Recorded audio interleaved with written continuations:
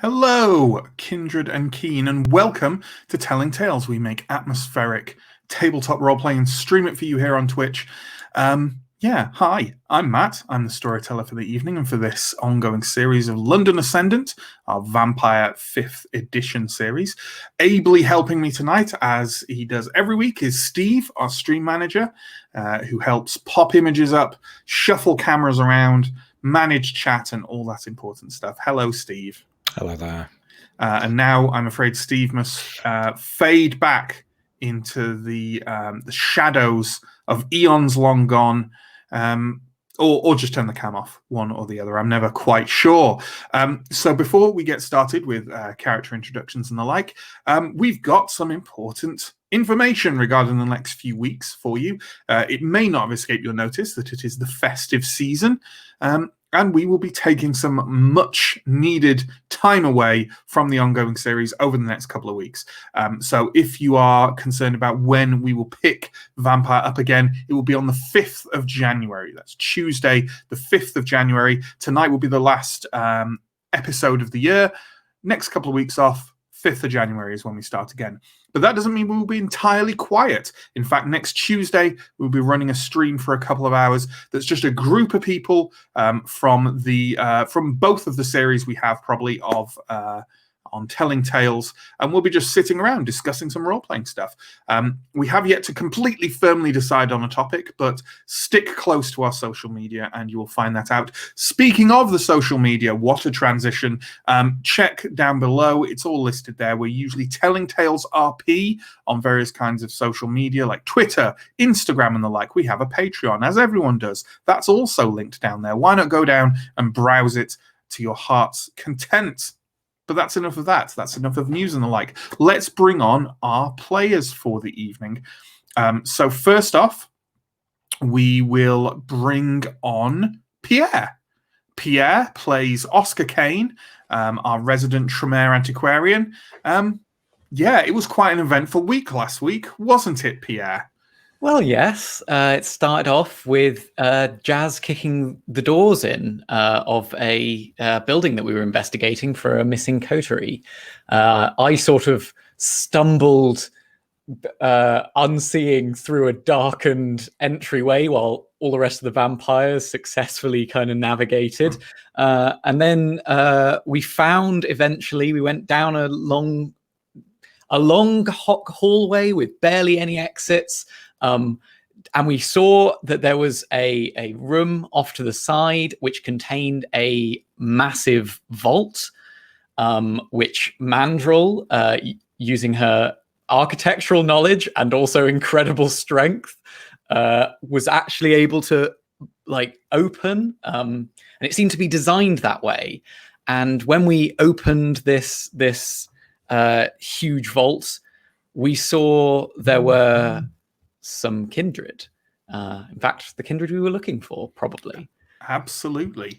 And then, obviously, there was some interaction to be had, which went flawlessly without any issues whatsoever. Speaking of that, let's bring on Justin, who plays Mandrel, our Nosferatu architect / crafts person. What happened then, Justin? So there I was, recovering from this huge feat of strength. Mandrel had just torn the door aside, revealing Rorica Quaid. I think Quaid is what we're calling her right now, and Violet, all inside. And Mandrel just got a bit, confused about the situation. Thought maybe that the extremely hungry Quaid was going to launch herself at Mandrel to feast on my blood. Bit of a mistake there, bit of a faux pas. So I kind of, I put her in a headlock. Did an ocular pat down, and then realised my mistake, and let her go. Then felt basically ashamed. So that was Quaid. Harika was in some kind of meditation, which I imagine Mandrel ruined, and Violet was still in torpor. Mm-hmm. And the three of them seemed quite keen on leaving this department, kind of old abandoned department store haven, as quickly as they could. And to find out why, the events that followed immediately really illustrated that.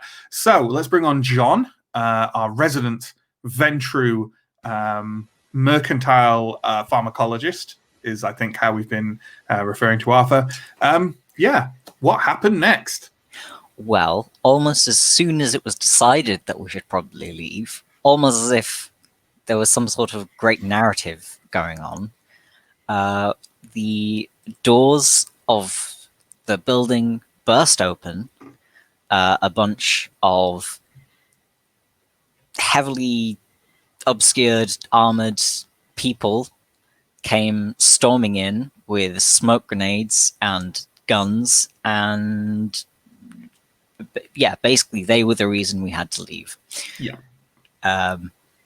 Jazz and Harika, Mm-hmm. I always get those two mixed up, disappeared off into the shadows to slowly take down our attackers like Tom Clancy-esque ninjas, and I ran out and hit someone in the face very hard with a shock stick. Yes, and that went quite well for you. It didn't go so well for everyone, though, as our next and final player, Neill, who plays our resident Malkavian doomsayer, Alex. What happened then? Well, then there was an understandable small amount of chaos proportionate to the antagonism we were being shown by these mortals. Alex bravely sheltered the torturing Violet behind cover, shouting useful directions and inspirational words at their fellows, which they were able to use. Mandrill, in fact, was able to creep around to one of these targets and dispatch them thoroughly and easily. Arthur managed to disable his opponent with a shock stick, and we were later able to carry him away for further questioning. Oscar was equally effective, charging at an agent with the ferocity and intimidation that only a tweed-clad antiquarian can have. Let us put it that way. Whilst we were doing this, Harika was able to dispatch another. Hannah was not very useful, and Jazz dispatched a few more out of you before finally reveling in crushing a poor man's skull. There was no gratuitous licking of blood that I observed, but I'm sure there would have been some kind of display. And then we left the night. Yes, then you escaped out into the night, carrying one. Well, now here's the thing. I think it was discussed that one individual. Who was the individual who was still alive? It definitely wasn't Arthur's opponent who he'd shot to the ground, because they're the one who Jazz committed awful physical atrocities on. Was it the opponent of Mandrill? No, Mandrill was the one that got jazzed. Oh, Mandrill's was the one that got jazzed. Well then. Arthur got shocked. So, to summarize, you are leaving this abandoned department store in Islington in the middle of the night. You are accompanied by the other coterie, one of whom is still in torpor and therefore literally looks like a corpse, which Alex is carrying on their shoulder. And also one of you, was it determined which one is carrying a unconscious and badly battered member of the Second Inquisition? Mandrill. I voluntold Mandrill to do it. You were voluntolded. Okay. Well then, let's pick up where we left off. And first off, we have a badly shot up Oscar Kane. And this seems like a very good opportunity for Oscar to realize that he has a discipline that he hasn't used before. Oscar, of course, being our fledgling of the coterie. So, Oscar, as you're leaving the store and kind of clutching at the bullet wounds riddling your upper half, big hole in my neck. Absolutely, and you're kind of focusing on you've already intuited last session how to focus the power of your blood into healing these wounds, and now that you're doing so, your kind of inward focus is leading you to the realization that you feel like you could sort of, fuel inject yourself, supercharge yourself in some way. That's the only comparison you can have in your head, although I'm not suggesting that Oscar is a massive fan of, high-powered car racing. But you feel like with a bit of focus, maybe you could heal yourself faster. With that in mind, I believe you have a power called Blood of Potency to raise your blood potency, which will help you heal faster. So why don't we make that roll in order to do that? What is that roll? So Awesome. I'm rolling my resolve, which is 3, and my blood sorcery, which is 3, which means I'm rolling 6 dice. So we'll see. Obviously, don't forget to add your hunger dice to that. And while Oscar makes that roll, while we're talking about resolve and things like that, it is willpower week. So all the players can feel free to add the higher of either their composure or their resolve to their current amount of willpower. So they regain an amount of willpower equal to the higher of those two stats. So I only got 2 successes. So and I would need 3 because it's a difficulty of 2 plus my blood potency. So I'm going to re-roll using that willpower I just regenerated. Sure. Just don't forget that you can't re-roll hunger dice. Luckily, that one was a success. So hey, there we go. So I got 4 successes, which Awesome. means I don't think that's a critical win. So I get an extra 1 blood potency. So I feel it. Like I assume a critical win on this roll would be just a messy critical. Yeah, I think so. Would that be the case? A critical gives you an extra blood potency. Oh, as in So just one of go- your if 2 of your successes are 10s, that's it. Yeah, but I didn't get that. So Cool. I only get 1 extra blood potency, but that is great. But that is great. Does the blood of potency require a rouse check in any way?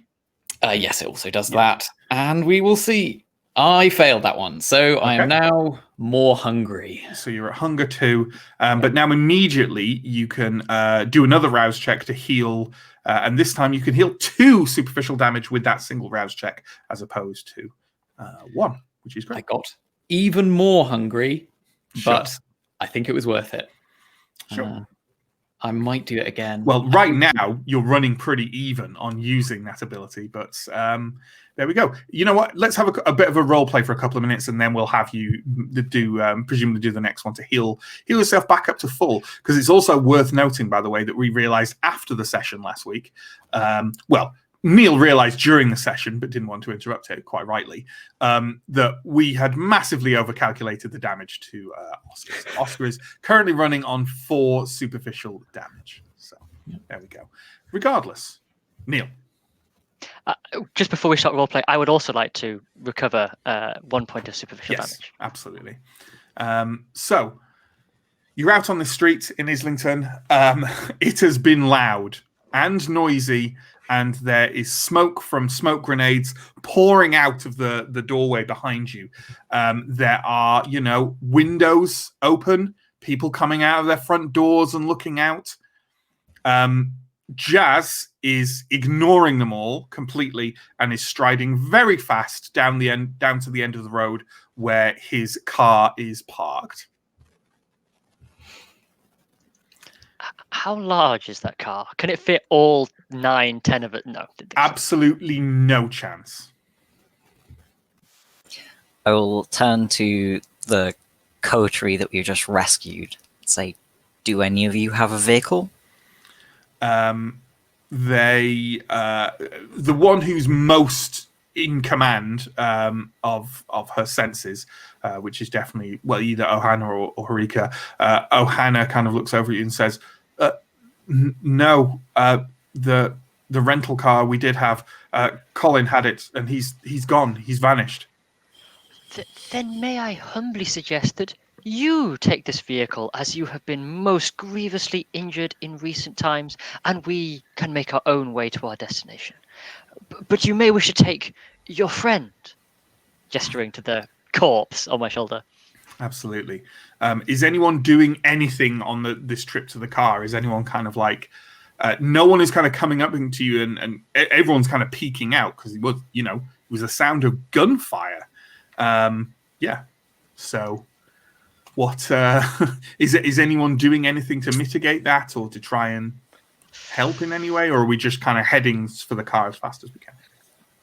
I think I'm somewhat preoccupied with the like the weird feeling of blood pulsing through me in a way that it like I've never felt before, and I'm like staring at my wounds slowly closing up, and I am like kind of confused. I will be looking around to see if anyone is most interested in me and the body. I would pay more attention, but it's me and the body that I'm most interested in. So if there's anyone going, oh, that guy, that they're holding a dead person, like that's what I'm paying attention for. I don't think anyone is kind of like the side of the street that you're walking along is mostly shop fronts. The other side of the street is like large kind of apartments and houses, and kind of you can't really tell. People are just kind of watching you and watching the doorway out of that. Well, in that case, that's absolutely fine. It doesn't take you long to get down the street to the car, and Jazz just kind of walks around the back, flips open the trunk, and kind of indicates at Mandrill and Alex to shove the individuals they're carrying into the trunk. Let's just hope she doesn't wake up and get hungry. She's not going to wake up.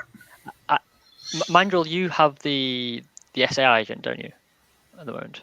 Then I will wait for you to put the SI agent in, and then I'll motion for you to try and assist me because you're stronger than I am. I've already flumped the SI agent in, but I'm happy to then more carefully place this undead in the boot. And the second Inquisition agent go in there.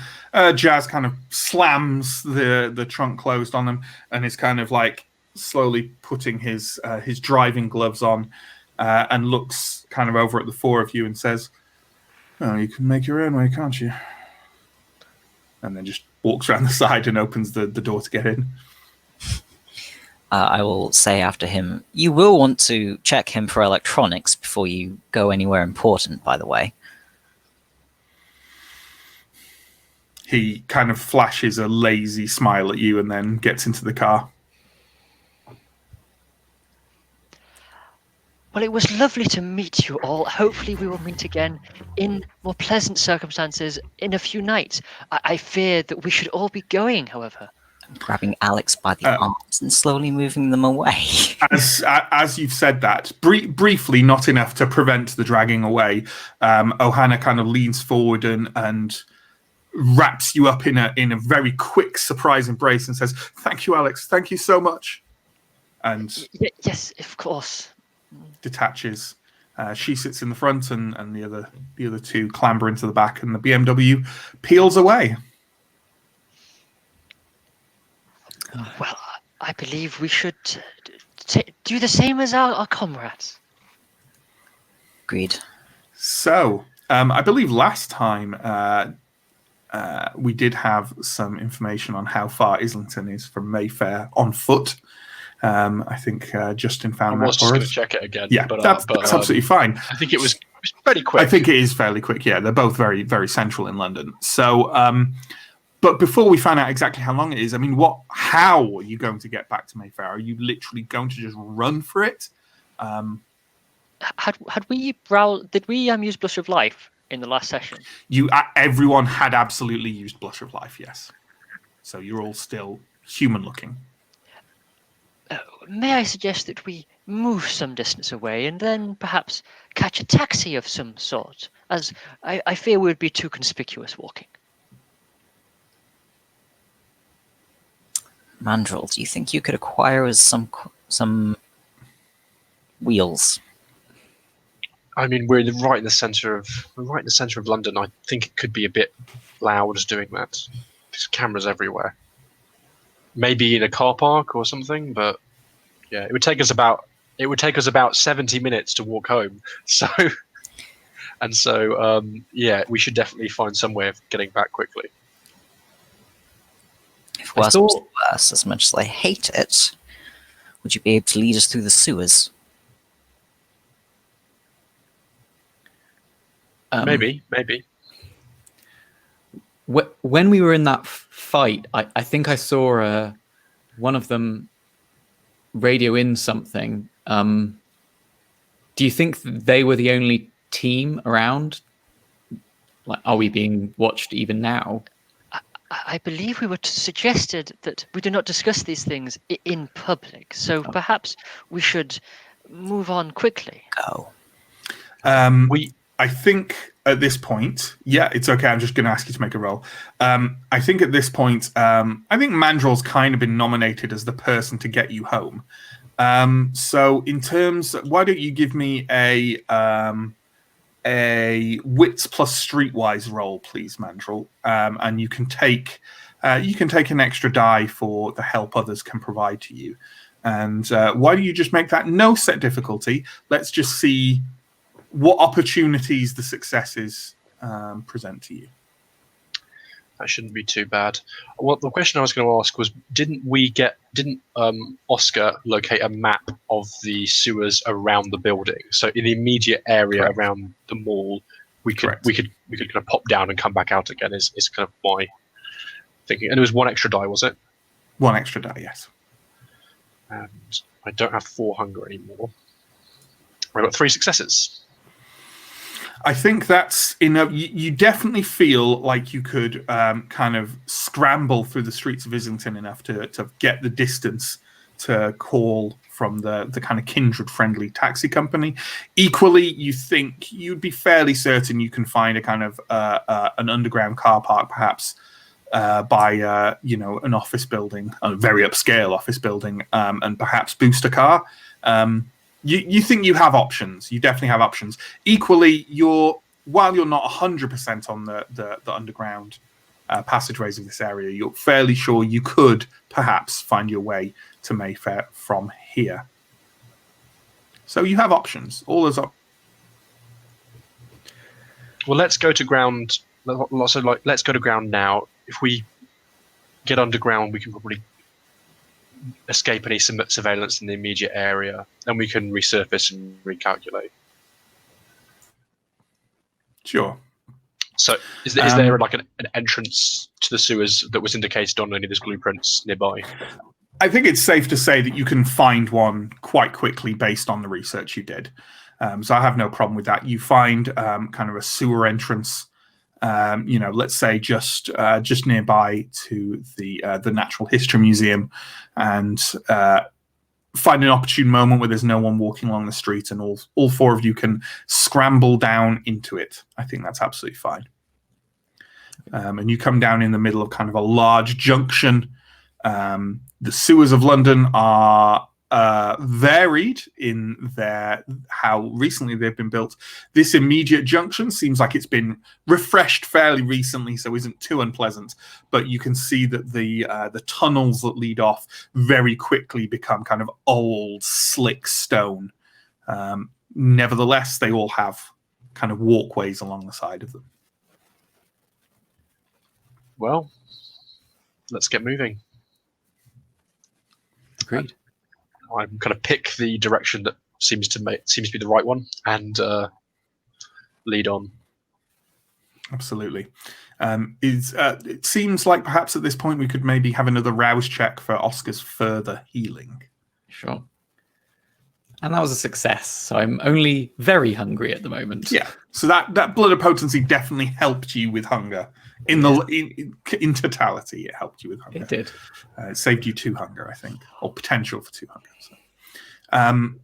Okay. As you're moving your way through these sewers and underground passages, is there anything anyone is saying or talking about? You are definitely not in public now, so further discussion can definitely be had.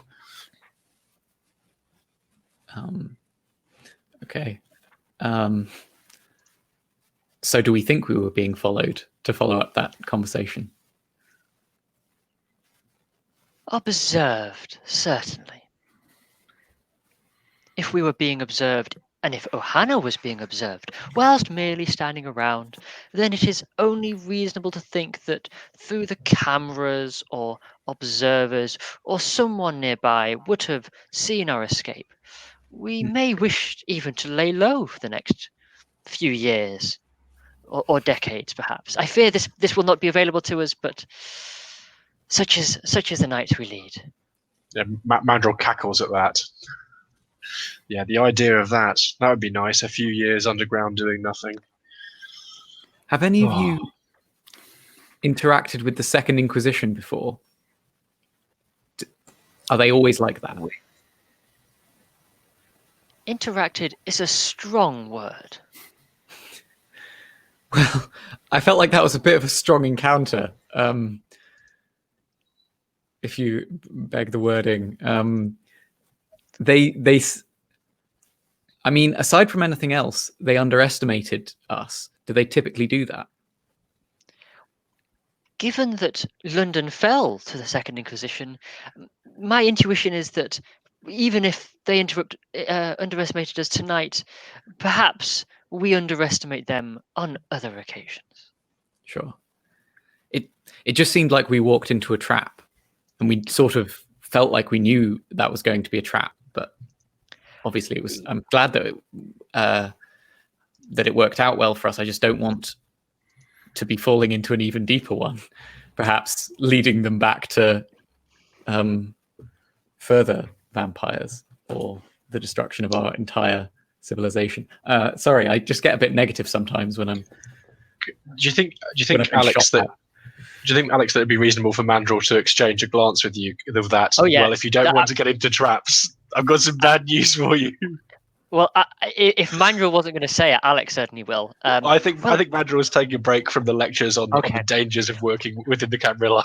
Well, I fear, unfortunately, Oscar, that obviously we all knew it was a trap, but our hands, as you know, were forced by Arthur's fellow who accompanied us. Now, as it happens, it may have been the right thing to do. Perhaps we could not have left them for so long unattended. Perhaps rushing in blindly, without a care in the world, despite being told it was a trap. Perhaps charging in daylight and under the cover of cameras. Perhaps all these things were the most sensible route. Time will only tell. I suggest that we avoid such things because whilst we did survive, I fear, and I mean no disrespect, Mandrel or Oscar or Arthur, but it was not necessarily we who won that encounter. I do hope, Alex, that you weren't attempting to implicate me for my clanmates' decisions. Oh, quite the opposite, dear Norris. Dr. Norris, I would never, ever impinge you. I was merely trying to be polite, as it is indeed your fellow, just as Ohana is my friend of sorts. It was not meant to associate you with the acts of your fellow. Please rest assured in that. Good. I think. Excellent, Dr. Norris. Mandrel. I think we decided before, oddly, that navigating these underground passages with kind of limited knowledge of them. I think we went in your case for either science or technology, just because you've got a specialty in engineering. Yeah, science engineering. Yeah. Yeah. So give me one of those again, please. Again, a wits plus engineering, and let's make this a because you've already had the research of this area and you know Mayfair fairly thoroughly now. Let's make this a difficulty 2, so not too challenging, but I just kind of want to gauge how well you're navigating back to Down Street. You think you can go all the way, he says, without looking whether you have to cross the Thames to get from Islington to Mayfair. Okay, I got 2 successes with a willpower reroll. Okay, that's great. Just to settle my own mind, that is correct, isn't it? Because Islington and Mayfair are both north of the Thames, I believe. Yes, they absolutely are. Yes. Yeah, cool. Although I think there are still some sewerage and underground passageways under the Thames. I'm sure there are. It takes you more or less as long as you take to walk overground, 70 minutes or so through some passageways that are perfectly fine, apart from an unpleasant smell. Some not so much.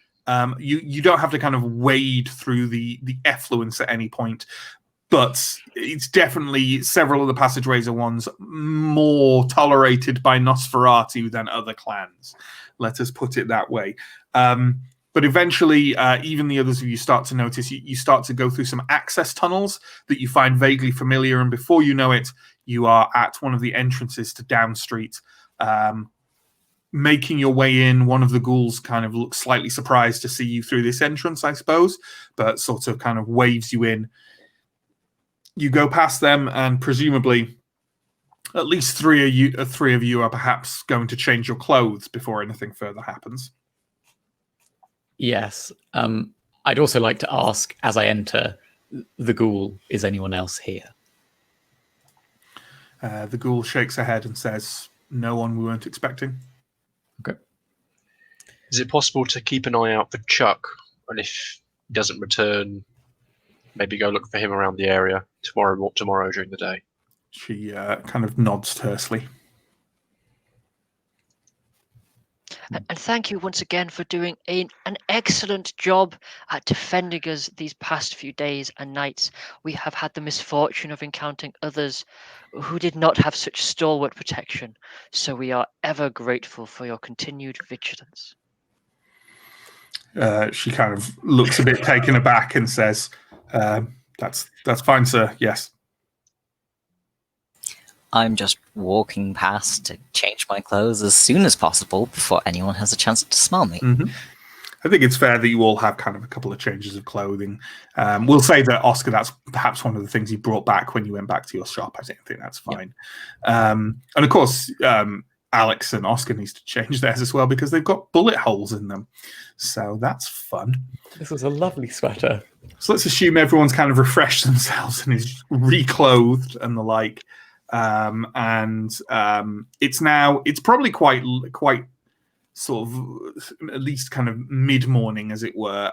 It's probably around 3:30 or so. So kind of, getting later, but not a time where you have to immediately go to sleep. So there you are in Down Street. There is no one else there apart from the ghouls. Alex will wait until a bunch of us are congregated, having refreshed ourselves, and say, would anyone mind terribly if I was to quench my thirst?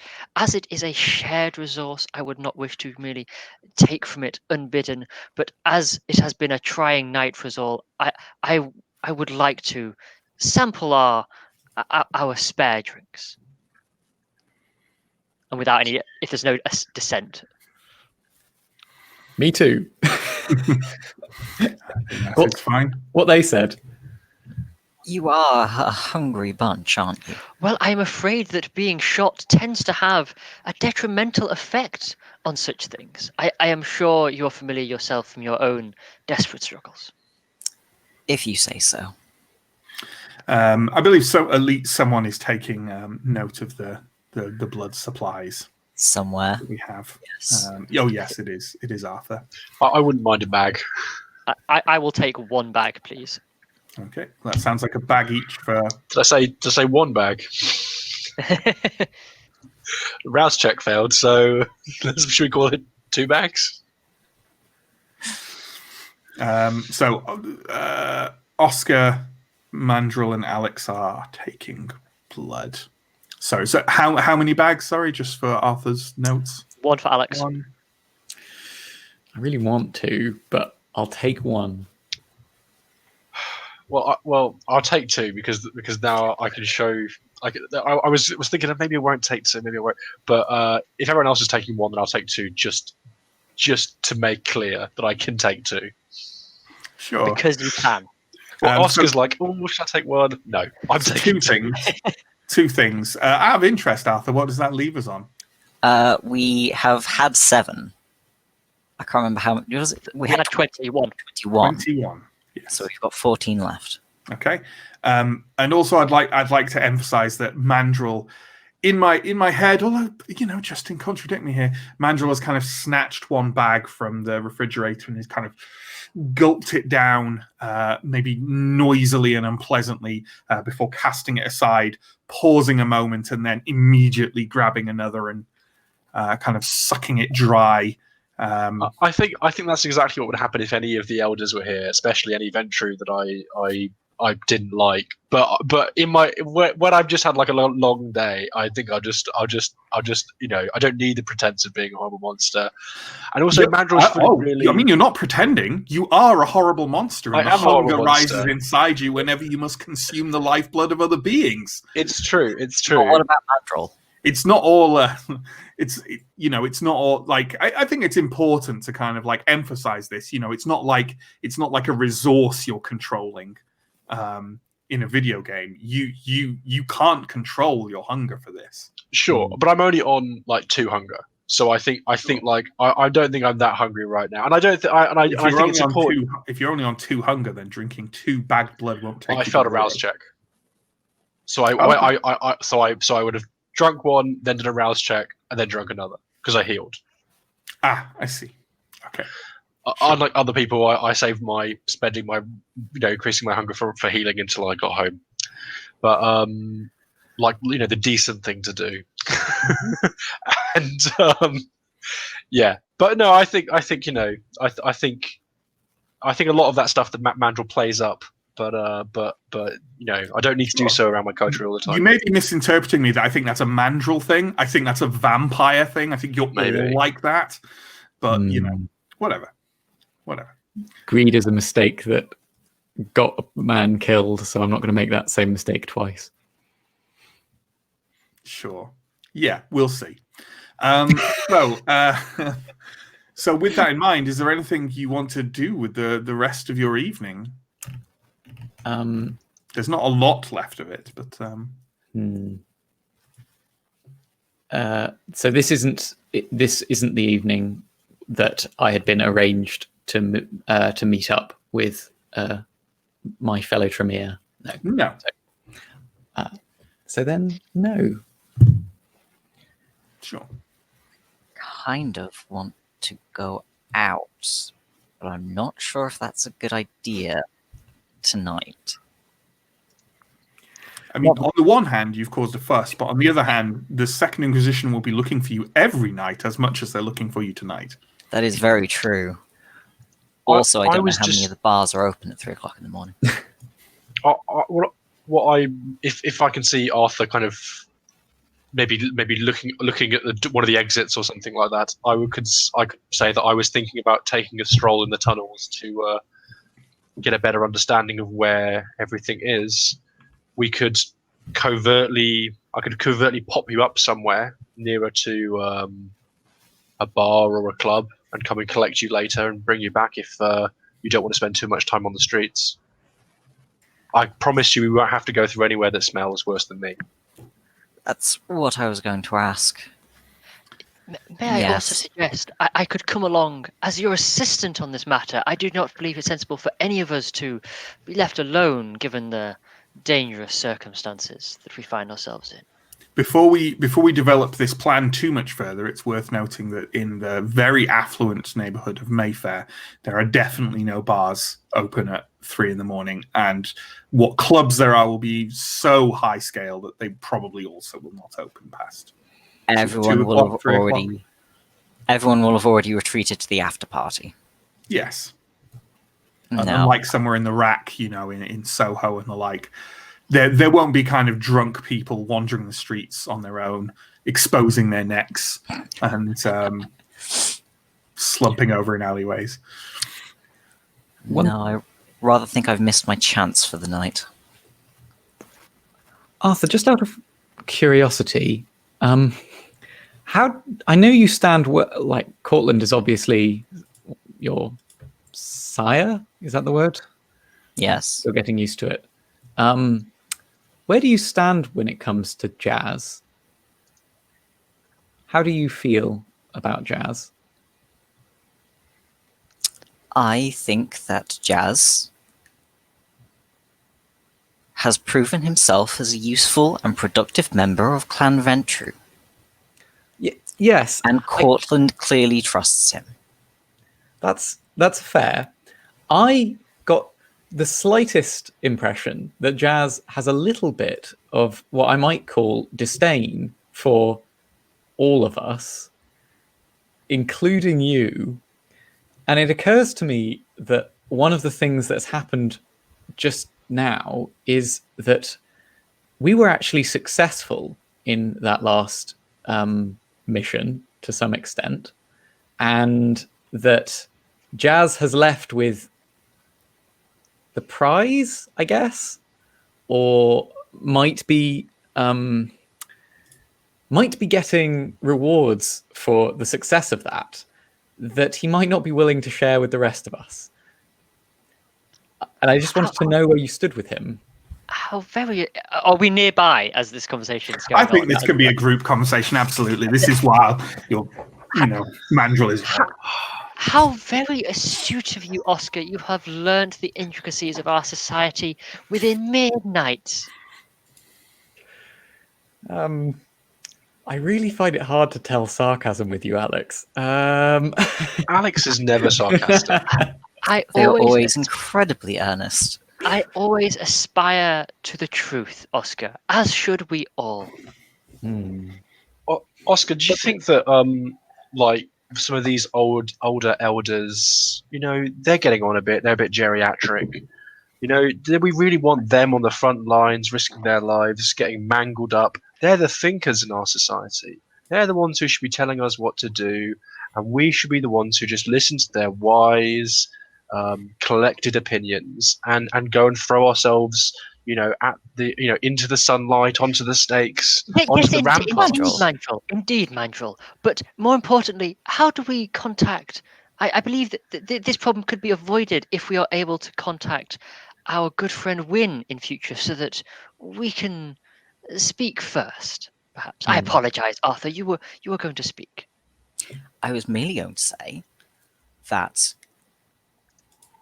even if you were to assume the worst of Jazz, that he was going to embellish his part in the evening, he has witnesses, he has Harika, he has Ohana, and as you say, Cortland is my sire. Okay. He'll know. Okay. He'll know where In this credit will be due. Although Oscar does raise a point for future situations, there are many of us in London. I think we should find a way to reach Wynne on a more regular basis, so that should something like this happen in more dubious circumstances, we are able to properly communicate events, to say nothing of emergencies. I believe this should become a priority as soon as we are able, although perhaps if Wynne acquires a pigeon, that things will become much easier. So I would assume that if Wynne acquires a pigeon, all of our communication has to go through the landlord whose pigeon it is. I don't know. That is indeed a problem. Perhaps some kind of ghoul courier service. Either way, Oscar, you can't be worrying about who's getting credit for this murder or that cleanup. In the end, it's enough to know that Jazz doesn't hate us and want to kill us. We walked away with our own lives to drink for another day. This was a big success from that perspective. Even if the rest of the mission went completely tits up, it doesn't matter. We have indeed. While Mandrill does put a bit of a negative slant on the evening, ultimately, we survived. And the victors are the ones who survive.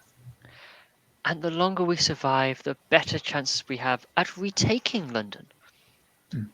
We have, as I have said, we have a lot more time than our opponents, and thus, as Arthur and Mandrill have said so ably, if we survive, that is itself victory. Sure. I guess I just sort of have a slightly bigger picture thing in mind. I would also, at the end of the day, not just like to survive. I would like to position myself and all of my friends as high up as possible. I don't want to all of this I gesture around to be just so that I can be at the bottom rung of a very, very massive pyramid. I think that is a very noble goal, Oscar. But one of the things you have to learn is that if you want to climb the ladder, you need to make it look like you don't. Because if you do, other people will try and get there before you. That seems wise. So you Arthur. be gracious. You survive. You wait. And of course, survival is not just against the humans, Oscar. I think we can draw a line under that conversation there as Oscar finally goes full Tremere. And What can we say? wonderfully. And yeah, so as someone pointed out in our private chat here, it is indeed only a 20-minute walk from Down Street to Soho.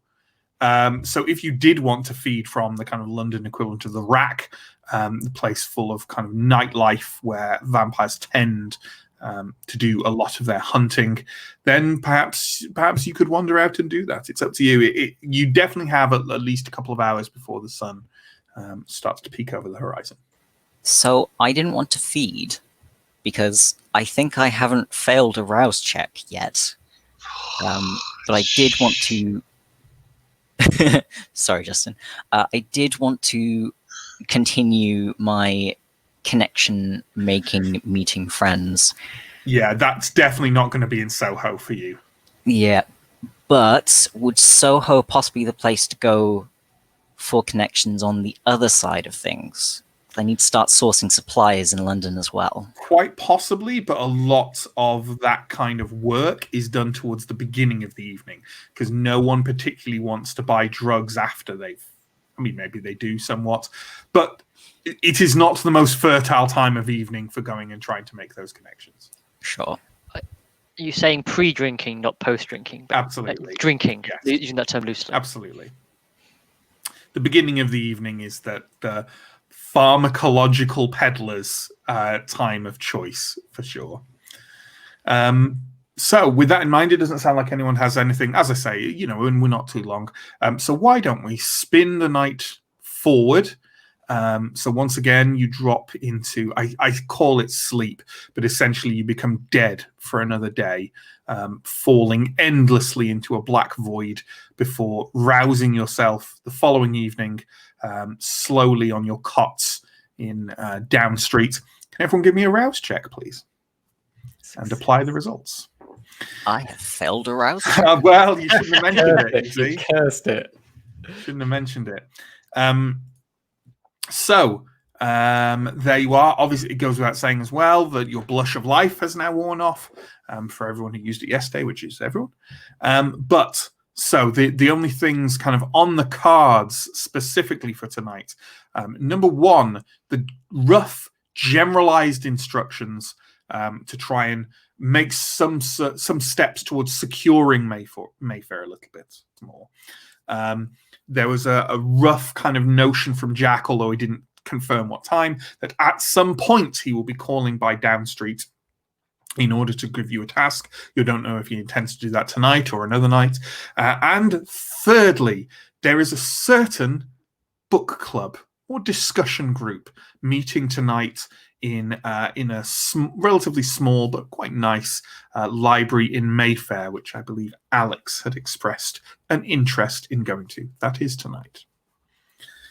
So with that in mind, let's rotate through people and ask them what plans, if any, they have. Arthur had his hand up, so let's visit with him first. I wanted to check because I've been invited to a party by an old friend from university at some point in the week. Is that tonight or soon or? It's almost as if I listed the things that are tonight. That is fine. That is not tonight. That is an unspecified day in the future. That's fine. I just wanted to make sure I wasn't missing it. That's not tonight. Okay. In that case, back to the same sorts of bars, I think. Again, trying to dig up maybe old... the kind of more upscale bars here in Mayfair kind of doing the rounds of them, trying to get a sense of the flow of merchandise, the merchandise that's favored, and maybe even seeing if you can build up some, if you find any of your old connections, then trying to build those up. That kind of thing, yes? Yes. Okay, that's great. I needn't ask, really, but Alex, what are you intending to do? I wish to advance my scholarly pursuits. And go talk And then to these conspiracy maniacs at the Mayfair Library. No! How? I'm how sorry, dare I'm you sorry, besmirch- enlightened, Yes. enlightened, curious folk. They have open minds and veins, but minds. Absolutely. Mandrill, what are you intending to do this evening? I think today I'm going to get my workshop up and running in any way that I can. I think there's lots of work that Mandrill does to maintain some of the postings and security systems, their business, and also I kind of any part of the haven that can be reshored or even just prettied up would be something that's on Mandrill's on the cards for Mandrill. So ordering supplies, doing a bit of that work, that kind of thing. So kind of ongoing, your ongoing haven build. Yeah, Chuck did return kind of shortly after you all died for the day. So he doesn't have anything particularly to report to you. Kind of he hung around the area inobtrusively while everything was happening there, and then made his way back via a very circuitous route to ensure he wasn't followed, and then returned here. Oscar, what have you got in store for the evening? I was going to talk to, I think, some of the ghouls about scouting out basically the area around the Hunter's Watch, which is my shop, to try to. It was suggested that I try to maybe establish that as a bit more of a substantial place, a staging ground, perhaps. And so it would be good to know if that road is safe, or if there's people who are watching my shop, or Absolutely. so either just getting the ghouls to do that, or doing a bit of that myself, or some combination of those things. Sure. I think that's good. So with that in mind, let's go round those in order again. And we won't shuffle people off cam unless I ask for it, because some of these are going to be relatively brief interactions. Let's keep people on for them. It will come as no surprise that perhaps me and Neill are going to be on screen for quite a while. So, Arthur, you've headed out into the evening, into Mayfair, and are wandering. Are you kind of focus on one bar, or are you kind of dipping in and out of them all and trying to get a rough sense? I think I'm dipping in and out. I think because I spent the last week doing a sort of reconnaissance to try and figure out where my sort of people tend to go of this day of the week evening. So yes, I will be finding a few likely places and maybe spending, I don't know, like a half hour at each. Time for a drink. Sure. I mean, you don't mean a drink, do you? No. Time to actually have a drink. Okay, yeah. Before I kind of do anything unpleasant, do you want to remember to do something? Blush of life. There we go. Rouse check, please. I pass. Good. So, can you give me a resolve plus streetwise roll, please? And I believe you have white collar as a speciality. You can absolutely add an extra die in for that. Okay. And I'm going to set a difficulty of, you know what? Like, it's a little bit more difficult in upmarket places, I guess, to try and establish where the supply lines of, things are a little more under the counter. Not at the actual parties, then people walk around with trays of cocaine, but yes. In just a general bar. So I'm going to say it's a difficulty 3. Okay. I will be spending an amount of time in each of the bathrooms, as I think that is where business is usually conducted. Sure, it absolutely is. I would imagine. Not yeah. Oh god. I'm more appalled at the notion that I would go to posh parties than I would do. So I have managed to roll 5 whole successes. Excellent. Well, Arthur, in that case, the first bar you go into, you stumble into the bathroom and literally stumble on a deal going down between a group of individuals, all kind of like, city boy types, very nice haircuts, very nice suits. And they kind of glance over as you come in and then kind of look away again. They don't seem concerned that you've kind of caught them in this act. And they are one of them is kind of dealing out pills to the others, and he is giving them a variety of different things and is getting small kind of baggies of them out of pockets. He's clearly quite, he's carrying a lot of gear. Right. He's well connected. Evidently. So, you could certainly try and talk to this gentleman and maybe establish a bit more knowledge about the area and kind of what's going on. Okay. Would you like me to roleplay or roll for that? I don't think you need to roleplay it. Let's try. I guess the first question is, are you employing any of your disciplines in this discussion? Yeah, I think I'm definitely throwing awe into it. Absolutely.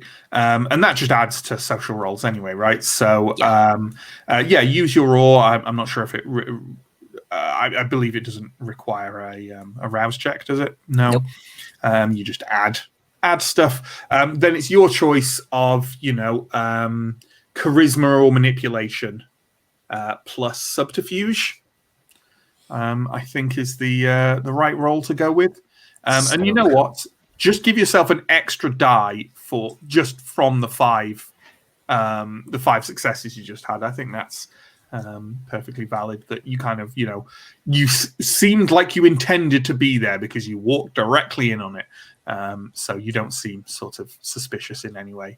And obviously the extra from presence as well. Hang on. I've bungled putting together this dice pool. I have 4 from my charisma, 3 from subterfuge, 1 extra die, swap 2 of them out for hunger. That works. And 2 for presence. I forgot about that. So according to the, just so that you were aware, according to the rules, the presence all applies to persuasion or performance or anything the storyteller wants it to do. Yeah, I think this absolutely applies. And your difficulty is 3. 1, 2, 3. Wait, 1, 2, 3, 4, 5, 6. Well, I think that's perfectly fine. The gentleman who doesn't seem to have been doing this for very long is so kind of taken in by this charming young man who seems to know kind of exactly what he's talking. He's quite excited to talk to you about this stuff because he hasn't been doing it for very long. And he absolutely, unexpectedly, and quite foolishly blurts out the name of his supplier. And also a bar in which he purchases the stock from. Fantastic. It's sort of late enough in the evening that you feel like maybe going to see said supplier is a trip for another night. But you've nailed exactly what you wanted to do. You found a supplier in the Mayfair area for exactly the kind of product that you feel you might want to get your hands on. Fantastic. Okay, then let's hop to Alex. And while we hop to Alex, let's just throw everyone else away. They can go away while we do this. So you head out into the night towards this Mayfair library. Is there any kind of preparation or anything you're doing along the way? Well, I was hoping that Alex previously had been able to get hold of a certain old old teacher and lecturer of theirs in order to gain a bit more precise knowledge about whatever these people seem to believe in. But if that was not possible, then no, Alex will simply go confident in their own Absolutely. brilliance and knowledge. Yeah, no, I believe we agreed that you'd made like a dead drop to try and contact that person again, or no, that wasn't that. Sorry, they hadn't replied to your calls. Sure, that's fine. Then, given that I don't have access to the internet or a library, unless Oscar's salvaged books might have something in it, but more than likely I'll just go with what Absolutely. I know. And since I mentioned it for John, are there any other preparations you're making before you walk into this group of humans? Oh yes, I mean, not even just walking into the group, but after recent events, Alex will definitely use the blush of life and succeed before leaving, because absolutely. Yeah. So you make your way to the library. It's not very far from Down Street, and kind of all the lights are still on. You think the main library area is still kind of open. There's a couple of people still in there even at this time in the evening. And as you walk in, there is a door off to one side that's kind of leading to. You think it's actually the children's section of the library, and you can see a group of people sat there. A number of them on kind of those small plastic seats. That they have in kind of children's areas. Kind of there's a few of them sat on them, some of them sat on proper chairs. You can hear talking happening, and as you kind of open the door and walk your way into this brightly lit and colourful room with primary colours painted all over the walls, you realise that the voice talking is a familiar voice to you. Now, this is something that you can feel free. Let's talk about a concept, the concept of memoriam. So, memoriam is the concept that vampires forget things about their mortal life, and to a certain degree about their immortal past as well over time. Should we kind of discuss that, or do you feel that Alex is close enough to the how this person featured in their past that they don't need to kind of roll for that kind of thing? I think so, as it would have been during a particularly memorable time. Sure, I think that's perfectly viable. But I just wanted to thrust the notion in there as we start to meet people from the characters' pasts. So yes, the voice belongs to an individual called Nasir Esfahani. You went to university with him. He became somewhat enamored of you, and was briefly involved in the situations leading up to your embrace and your flight from London, but you have not contacted or seen him since. And it is kind of up in the air whether you'd want to, given his somewhat unnerving attitude towards you. You've walked into a scene where he is essentially standing up like a lecturer would and pacing backwards and forward with his arms wildly gesticulating as he is speaking to several individuals sat around. Some of them look very skeptical, some of them far less so. Nasir is talking at a very fast pace about contrails, 5G towers, the control of government, secret governmental factions, drinking water. He's moving across these topics at incredible speed and bouncing between them. He is a human corkboard with pins and string wound between them. And as he reaches almost a crescendo of this discussion, he wheels on one foot and sees you. And just stops, freezes in place, arms held at odd angles, and kind of mouth moving, but clearly nothing kind of coming forth. The group as a whole kind of look at him oddly and then all turn to look at you. By this point, can I have found a chair? Absolutely. I will have found a chair and we'll just be sitting nicely, serenely. Nasir continues to stare at you for about 30 seconds before a woman's voice from near the back of the room goes, Nasir? He blinks a few times and then kind of a beatific smile appears on his face, and he says, "Yes, I think I'd more or less I'd more or less finished there. I think is that the time?" Someone else says, "There's half an hour yet, Nasir," and he's like, "Oh, I think we covered everything we need to cover. Yes, just don't just in conclusion, the CIA." And everyone kind of looks around at each other slightly puzzled, and then a couple of them, maybe the more skeptical ones, kind of shrug slightly, stand up and start putting on their coats. I will start making a gentle clapping noise. Not well, I'm not going to say not in mockery. A gentle clapping noise.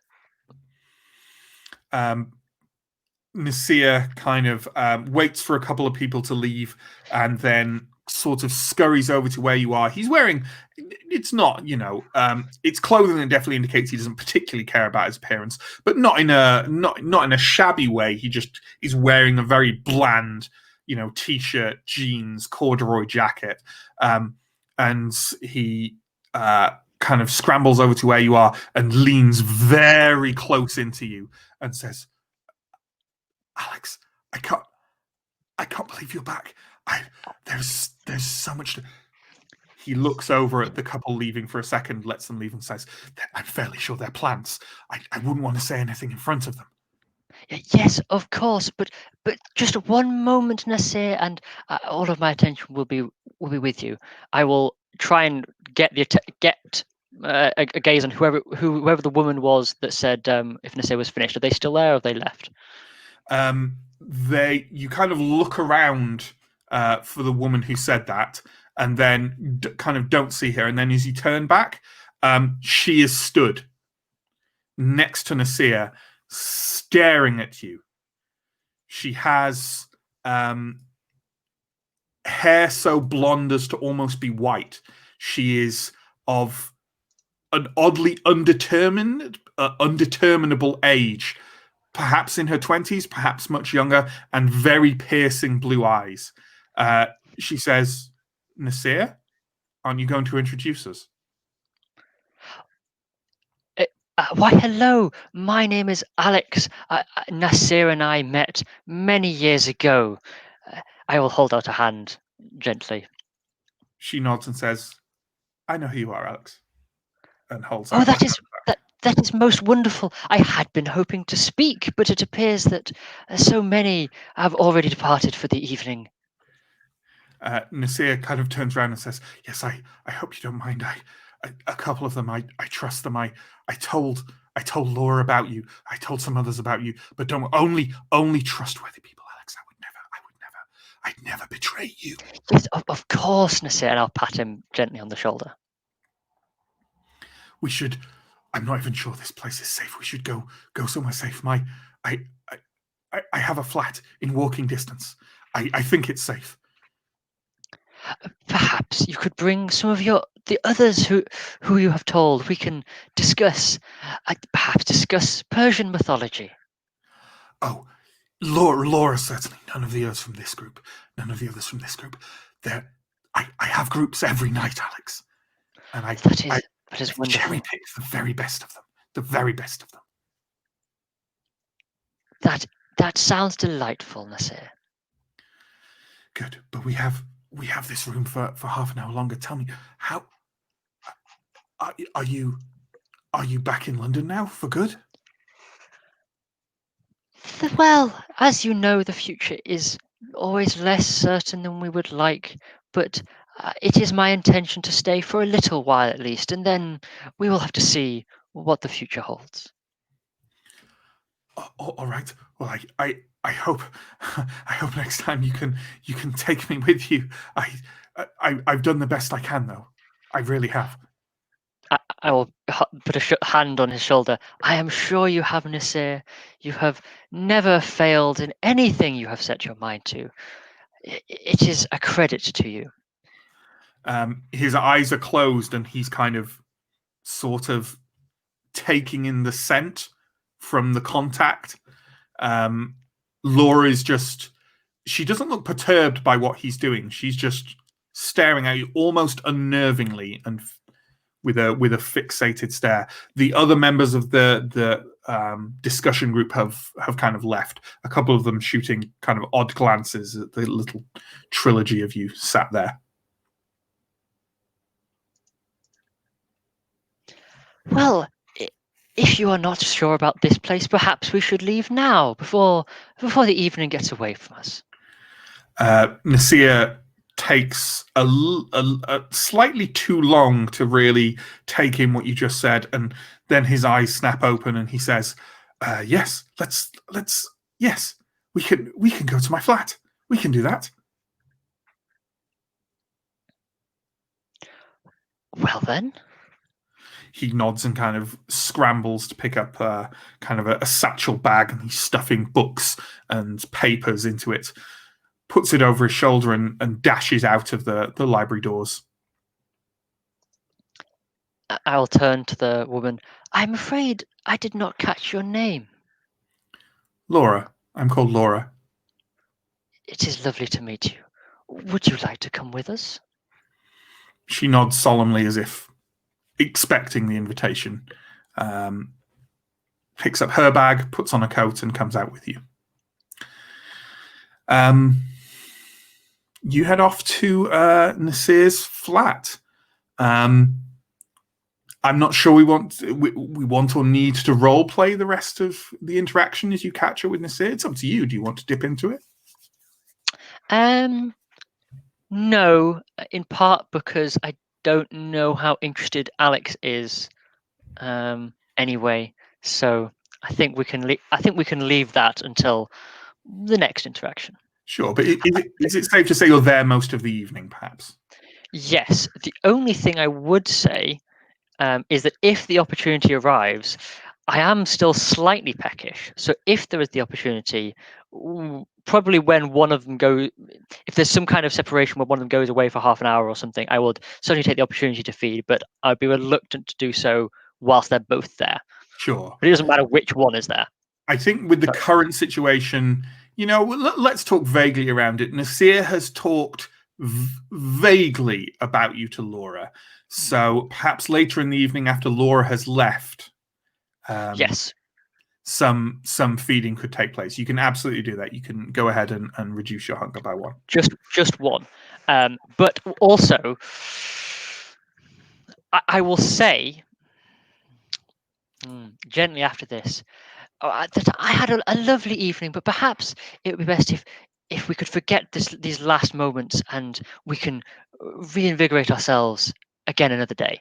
And I'm using cloud memory on the forget because I don't trust anyone that much. Sure, that's absolutely fine. May need to just forget the feeding. Absolutely. So we'll say you head back to Down Street, maybe kind of like, again, middle hours of the morning or something like that. So 2 a.m. something. Yeah, that sounds good. So let's bring everyone back on board, and we'll hop over to what Mandrel's going to do. It's all changed. Now we're out of order. It's fine. We're going around like that way. So Mandrel is going to take a look around Down Street, see if there's anything easy that could be done. I believe you've made a roll synthesis a while ago, but I believe, if I recall correctly, it was kind of a very functional level of success, so nothing massively happened. So let's make another roll for that, which I believe we said was a intelligence plus craft roll. Sure, yeah, that makes Is sense. that what we went with? Yeah. So give me another intelligence plus craft roll. No particular. You know what? Let's set a difficulty now. I think last time you got 2 successes on that roll. So let's set a difficulty of 3, i.e., to like go to the next level of it. Right? That seem fair? Yeah, and it's not specifically carpentry, is it? It's just general. No. It's a general role about how it can be improved physically. But you know what? I think you can give yourself another die though, because you've spent so much time here. You're very familiar with it. Okay, and is it? Yeah. Okay. Well, I get 3 successes. Okay. So I think that's good enough that you can you start to really get an idea about not so much improvement, but what needs fixing first before you can start thinking about improvements. A couple of the walls, they're not exactly in imminent danger of collapse, but they certainly need shoring up. There's some rooms that honestly will need a significant amount of work before they can be relied upon to be, used for anything. And also just some little things like there are certain kind of side entrances and stuff that could potentially be blocked off. Little things like this that won't improve it so much as but they're all things that they can all be done by you with a certain amount of building supplies. You and Chuck, but they're also all quite time consuming. These jobs will take you weeks if you get the supplies in to completely do it. Down Street is big. And it has, a lot of things that need doing. But now you know what needs doing, and you can start work on it over the coming weeks. Yeah, well, I think putting a list together for Chuck is something that I've done lots of times before for these kinds of haven renovation jobs. Absolutely. So that's very doable. And then getting that all sorted out would be good. Absolutely. Okay. So Oscar, you want to start looking into this? Yes, into scouting around, seeing if there's anything about either getting a ghoul to do it over the course of. I mean, actually, I would like a ghoul to do it over the day because I can't do that. So see if people are checking in. I'd also ideally myself like to go and have a look myself. And I mean, it's only just over it's Soho, so it's only a 20-30 minute walk there. You can absolutely go. No one is telling you have to remain in the Haven. Yep. And I think because other people have headed off, there's not very many people to stop me, so I'm going to do that. Okay, that's absolutely fine. So you head out, and it's it's not so far to walk over to Soho, and you get to your shop, the Huntsman's Watch. It's there. Sure. Okay, so the first thing I'll do is I'll see if there's been any responses to my hastily plastered up job application form. There are 3 or 4 CVs that have been posted through the door. A very quick glance rules out at least half of them. Okay.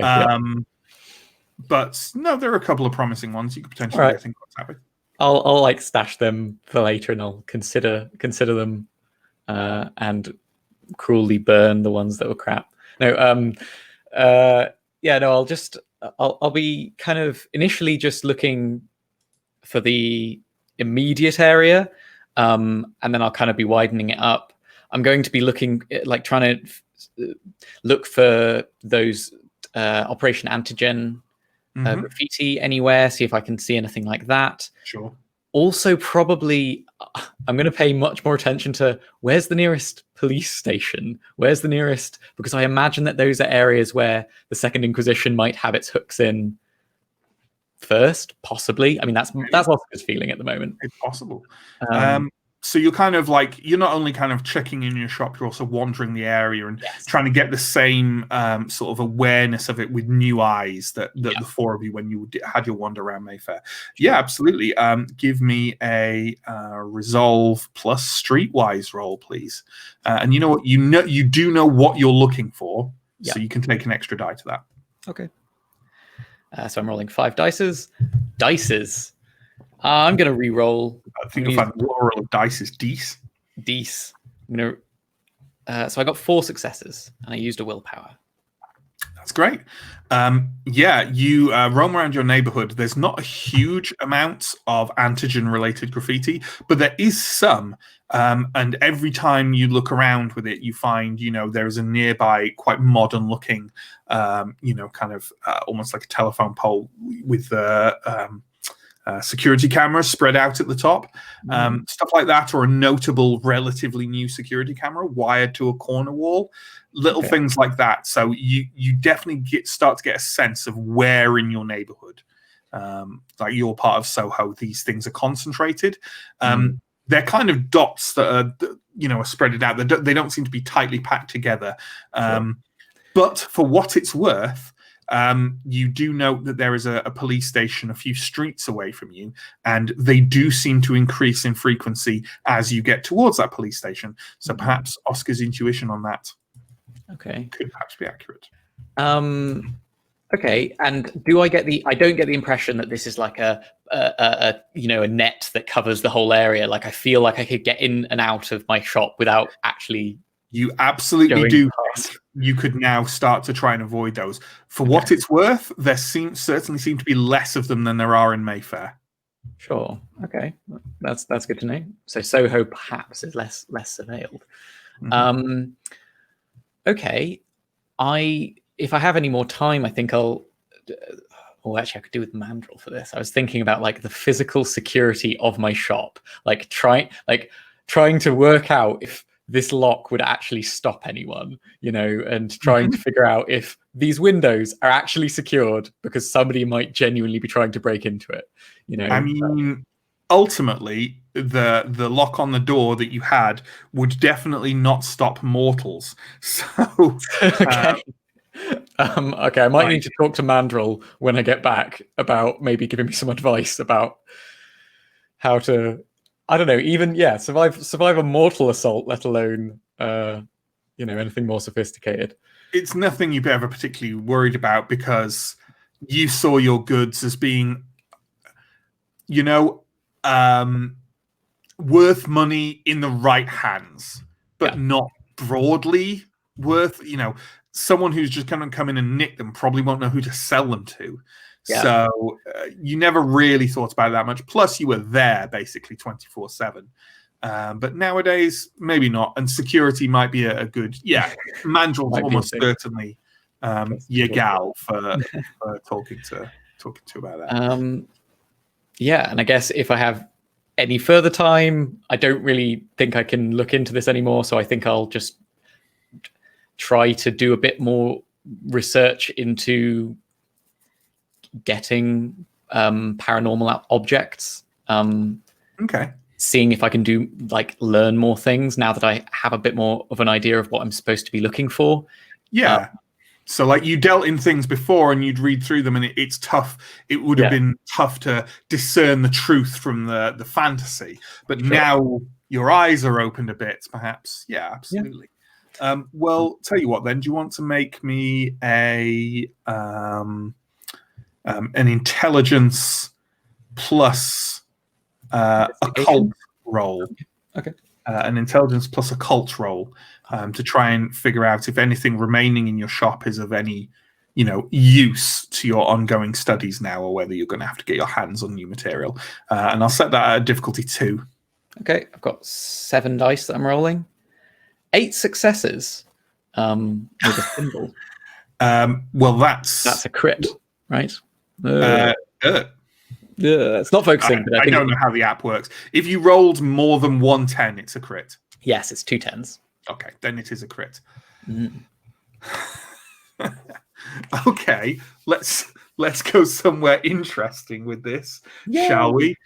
As you're looking through various boxes in the very back room of the Hunter's Watch, you basically stumble across kind of a smaller little chest that you had acquired from a dealer a couple of years ago, and you have basically a vague notion. You suddenly remember, hang on, isn't this something that Arshad asked for? But then I didn't see him for 6 months, and he turned up and was rambling about something else, and I'd completely forgotten that he'd asked me for this. Therefore, perhaps maybe something of use to the Second Inquisition. Mm-hmm. You flip open the top of it and get out, and there's some kind of loose sheafs of paper that are basically like information about the book that you'd asked for, kind of like traders' information, and a kind of a couple of historical notes and stuff like that. And as you kind of pick it up, look over it. It looks like a fairly unremarkable book. It's one of these individual printings from early in the 20th century, where someone has basically ordered a copy made of an actual very old historical book, and it's produced almost in a kind of like rough old notebook style that doesn't look particularly impressive and doesn't, easily overlooked. And you kind of take in at it, and all you can tell about it from an initial glance is it has a title, and it's not actually in a title in a language you can directly read. Although, go ahead and give me this. This system doesn't have linguistics, does it? So go ahead and give me a wits plus academics roll at difficulty 5 in order to establish what language this is. Can I get a bonus one because I'm an antiquarian and I have the academics antiquarian? Absolutely. I think you can definitely get the extra die from that. Okay.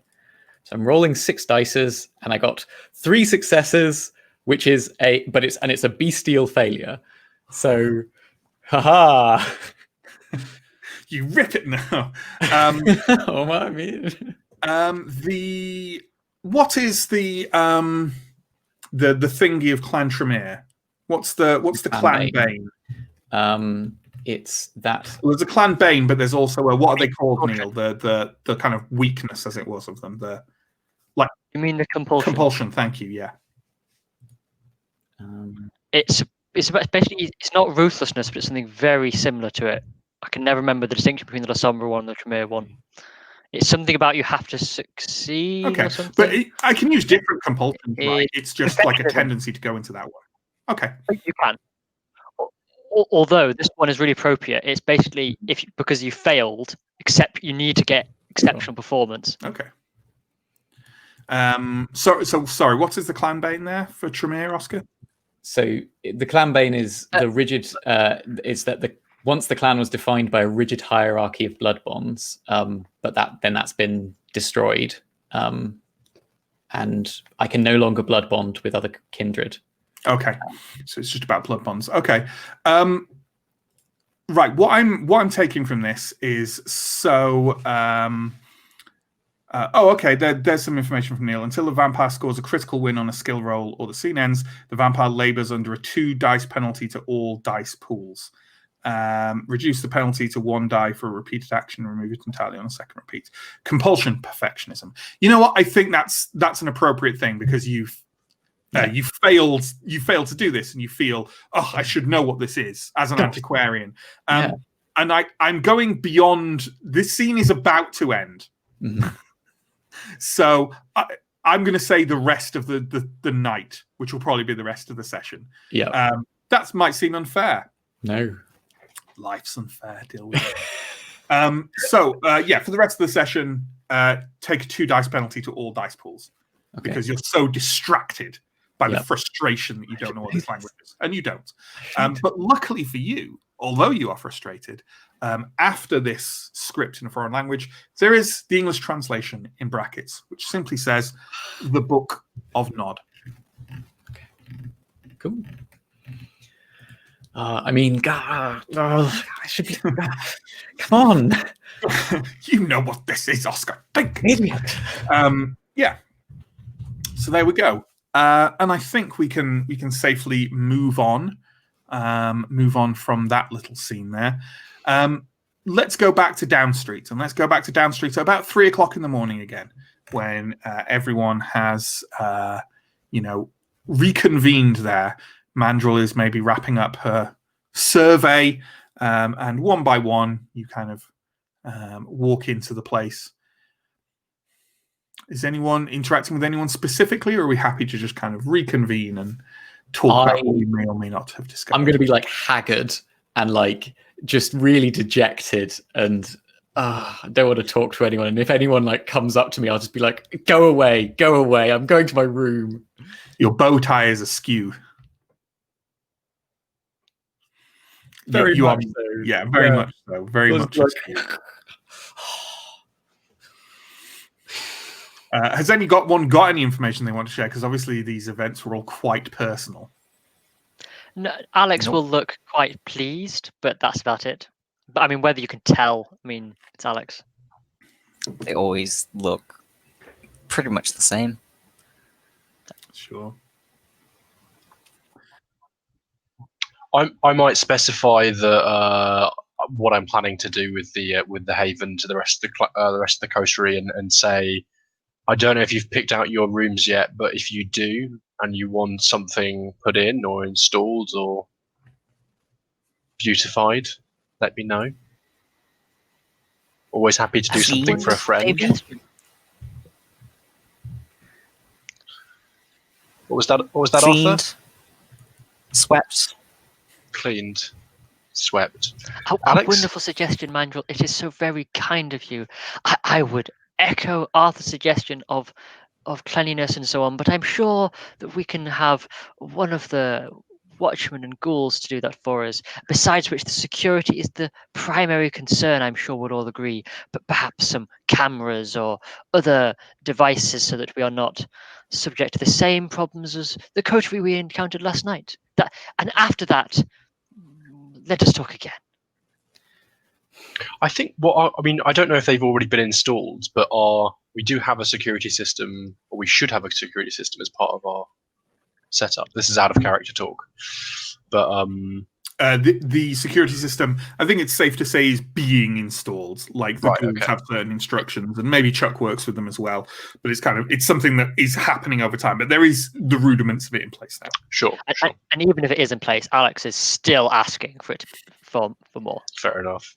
After a little bit of time, I sort of sheepishly come back to Mandrel, and I was like, I'm sorry I was a bit snappy earlier, but when you mentioned sort of improvements, it did bring up a thing that I'd really appreciate it if you spent if you could help me with like the security of my shop or something like that, you know. Are we kind of in private for this conversation? I'm sort of mumbling it, kind of, yeah. Out of earshot of the others. Yeah, like that's good. Sure. Well, if you've gone out of earshot, I will have used heightened senses because I'm nosy. Because they're basically on all the time. Yeah. Yeah. Well, funnily enough, Oscar, there's something I want from you too. So I think we can work out something very equitable. Oh, what's that? I'll tell you when I need it. I'll tell you when it comes around to it. Don't worry about now. It won't be taxing. Okay, this sounds great. It's a deal, and I offer my hand. Well, I'll gladly take it and shake it. The horrible texture. The horrible cold skin. Oh, okay, but thanks. Cheers. Okay. As you're kind of like going about your business again, it's not terribly early in the evening, but it's not a time you need to retire again immediately. It's up to you guys whether you're all together or kind of separate. When you hear not the commotion, the general noise that comes from the stairs down to Down Street when someone arrives who isn't a problem, and anyone who looks out will see Cortland. Has kind of wandered in. Next to Cortland are two figures. One, only familiar to Mandrel, is a hulking and slightly hunched Nosferatu, covered in greenish boils and warts, with pointed ears and a maw full of filed fangs. Who it occurs to me I maybe should have tried to grab the card art for Steve, but I forgot. So there we go. And the other is Arshad Qureshi, the old friend of Oster Kane, who capturing him was your first mission here in London, and here he stands in the same clothes you caught him in, although cleaned. Kind of looking around with sort of nervous, vague interest. And Cortland is kind of striding in. I'm going to go ahead and make the assumption that Arthur, as always, will attempt to be the first to greet him. Cortland, Always a pleasure. Dear boy. Yes, yes. He kind of comes in and pats you on the back and says, well, I heard you had a little dramatic encounter last night, yes? It was certainly an evening. Hmm. I'm sure Jazz told you all about it. Well, as you know, he's somewhat reticent with his words, but he did. Yes, he did say that everyone performed satisfactorily, and well, a coterie is saved, eh? And they're all doing well? Yes, I believe so. I haven't had too much interaction with them. You know, I'm somewhat assigned to you chaps here, but well, Jazz is taking care of the individual you laid your hands on, which means tonight I'm here with. He glances over at the Nosferatu, who just kind of is glaring forward with two roomy reddish eyes and seems to be paying little to no attention to anything around. Although in the silence, as Cortland kind of looks for his words, you can hear a kind of breathes, kind of, well, obviously not breathing, but the Nosferatu is certainly making some kind of unpleasant noise that rises from the center of his chest.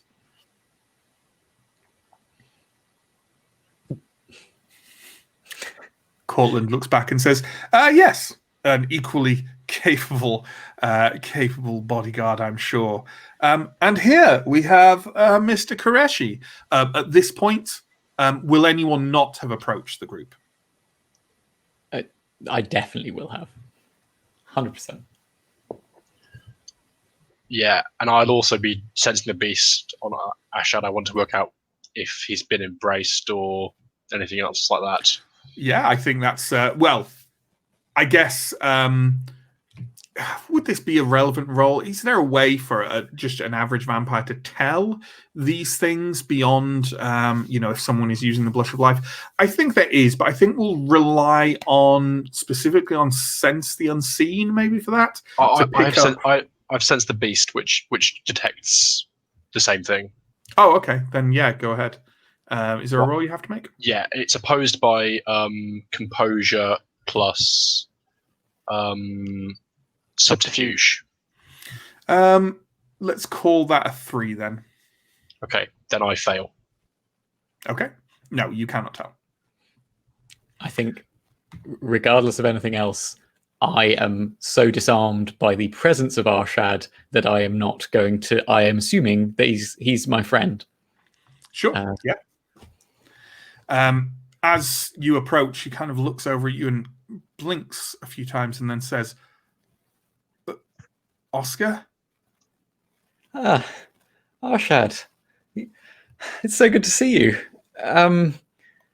Oscar Kane. Oscar Kane. He kind of, his eyes widen as the neurons click together, and he kind of takes a couple of steps forward and kind of takes your hand to shake it and say, Oscar Kane. Yes, Oscar Kane. Is everything all right, Arshad? Cortland leans forward and said, "It's absolutely fine, Oscar. I wouldn't worry about it, honestly. How about we get some privacy in our little conference chamber and we can talk through the details? Yes? Okay. All right. I'll be right back," I say to Arshad. Oh no, he's bringing Arshad. Oh, okay. Yeah. Well, in that case, you all go through to your kind of little conference room, all sit around. Cortland's kind of leans slightly on a table and says, "First off, we would like to extend our thorough gratitude to all of you for your little mission last night. Yes, which by all accounts went just so well. Are there any further questions you might have about what you encountered or the other coterie or the like? We feel you've earned some information about these things, should you wish to know it." Have you We identified? Oh, No, after you. have you identified what happened to Colin? No, sadly, the presence of Colin Flynn is a thing that remains elusive. We hope that all of our fellow kindred have survived well and are recuperating well, and we are glad to have been of such service to the mission of retaking London. And it is a pleasure again to see you, of course, Cortland.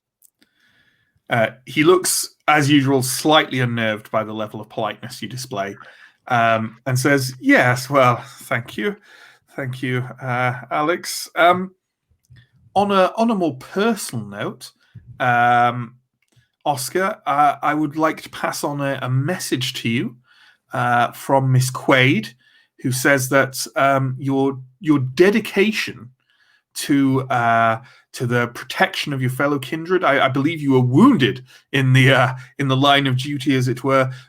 Did not go unnoticed, and she said she will pop a little positive word in the ear of Astrid Thomas on your behalf." Oh, that's nice to hear. Yes, it will be nice if everyone got along a bit more in that regard. I would never cast aspersions on the unity of Clan Tremere in the modern Knights, but just to be sure that we're all on the same page. Yes, yes. I did have one question, Cortland, but please continue if I'm interrupting. No, by all means. I was wondering, after the events of the previous night, I was wondering if we had there's a better or quicker way of getting contact with you and with Wynne and so on, because if we were under any kind of assault, I fear that we would have no way of alerting you to it, and we would be subject to the same depredations as our fellow kindred without being able to inform you. Yes, well, wonderfully, Alex. That somewhat segues into my next little tidbit for you chaps. You know Mr. Koreshi? Arshad kind of blinks a second and says, "That's me." Cortland nods and says, "Yes, quite. Has anyone, Oscar, has anyone really told you what a ghoul is yet?" No. Are you saying that Arshad's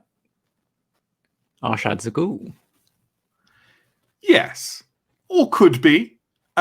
Essentially, we have extracted all the information we require from Mr. Koreshi, but feel like perhaps his placement, I doubt the Second Inquisition truly trusts him anymore, given the amount of time he's been gone, but he perhaps has information that may slowly come back to him about further activity he's carried out on their behalf, contacts that might be made, etc. And we feel that, given that the links to you are likely slowly being established by the Second Inquisition, that perhaps you are the most naturally placed in order to both have him protect you and for him, for you to protect him as well. And we are piloting, yes, a certain number of Gould individuals within the city centre who might be used as couriers. And he would be one of them? Yes. Absolutely. And on the subject, please do not attempt to ask Mr. Koreshi the locations he is travelling to. I am afraid if you extracted that information from him in any, or attempted to in any serious manner, he may no longer be of any use to you. I think I catch your meaning. A most excellent plan and arrangement. He turns around and says, "Mr. Koreshi, Oscar your friend Oscar here will now take care of your needs and your requirements. Please do make sure you do the same for him. Arshad blinks and nods and says, Oscar Kane, you are my friend. Yes, Arshad. Yeah. And I think I just sort of... I think I'm going to take him out of the room. I don't feel very comfortable having this conversation, like this thing in front of everyone. Mm-hmm. I'm not really sure how I feel. So... And I don't really Are you leaving with Arshad? I think so. Okay. I think I don't want to express how I'm feeling in front of Cortland. Sure. You kind of stand up and make your excuses and go out. Arshad, as you stand up, he stands up as well and just follows behind you with a kind of soft, slightly vacant smile on his face. Sure. Okay. Cortland kind of looks around and says, well, now, that's all I had. So unless there's anything else that you chaps have for me.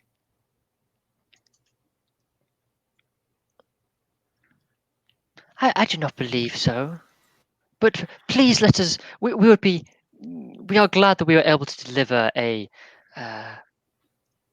agent to your service. I hope that they, as with any others, provide as much useful information as possible.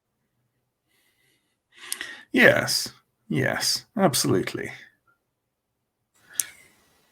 You couldn't have tried to make him a little bit more normal before you handed him back to the baby, could you? No, it'll return, Arthur. You know what they're like when you've fiddled a bit too much in the brain pan. I'm perfectly aware, but Oscar isn't. Well, that's for you as his coterie mates to pass that information on. I can't teach the boy everything myself. Well, technically, it's for his sire to pass everything along. Yes. What happened to her, anyway? Well, as I say, look,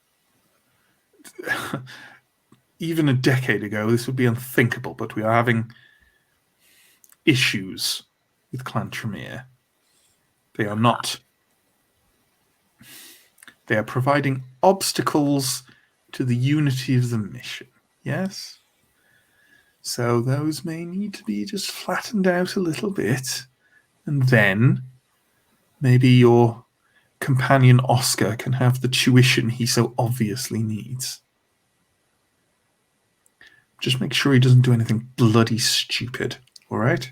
That's what I try. Wynne insisted that Arshad be given back over to Oscar as his retainer. He felt it was for the best.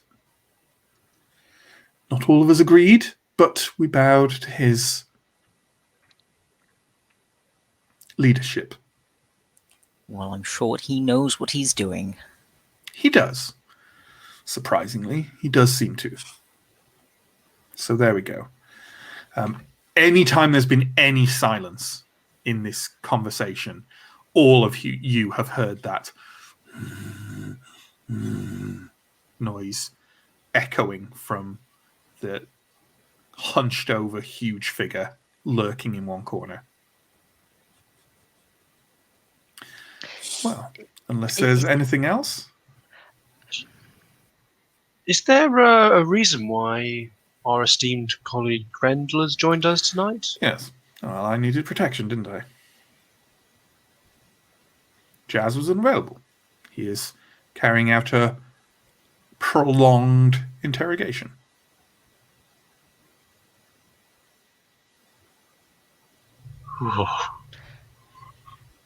This one seems, well, imposing enough. At no point has Grendel acknowledged any of your existences or Cortland's. Steve has found the Grendel card, so let's flash him up. There we go. Imagine them, but nearing 7 foot tall, built like a Nosferatu shithouse, which of course is the most disgusting kind of shithouse. or just a Nosferatu house. Yes, indeed. A Nosferatu house is,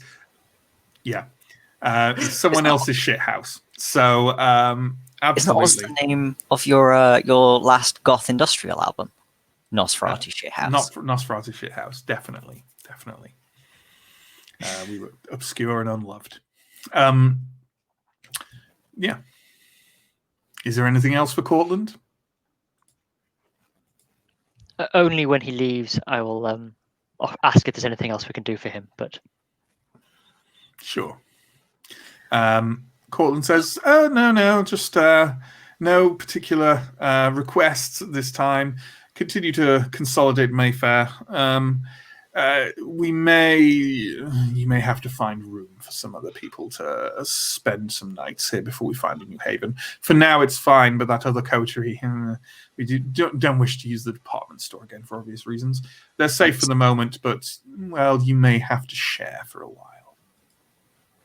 We'll see. I'm sure Mandrill can find room for them. Oh, we have a meeting with Jack lined up. Good. Thought you should be aware. Good. Is this Mandrill? Are you still here? I'm not planning on. I'm staying. Yeah, that's fine. I just wanted to absolutely establish. Yes, he leans in a bit to Arthur and says, "Find out everything you can." Look, all I'll say is he has a reputation. All right. Just get everything you can from him, and then perhaps we'll break off contact a little. All right? Understood. Right. He stands up, and Grendel immediately kind of shuffles a few steps forwards and lurks behind him. And Cortland goes, yes. So, I will see you another night. Carry on the good work. Carry on the good work. Good work, everyone. He shouts as he kind of walks out of the doorway and kind of like shouts it at some of the ghouls as well, and then walks up and away with Grendel, horrible lurking shadow behind him. I do worry about the company that man keeps. yeah. It's only got to be bad for Grendel to be seen in public with him.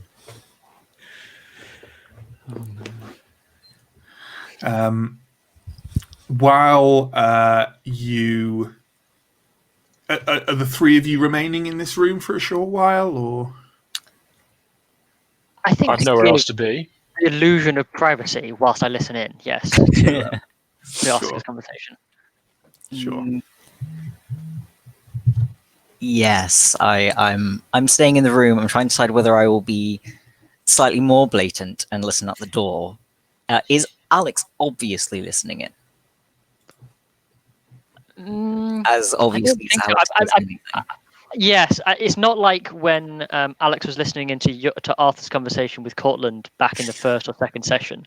Alex is just sat serenely listening with heightened senses. So I don't need to go to the door.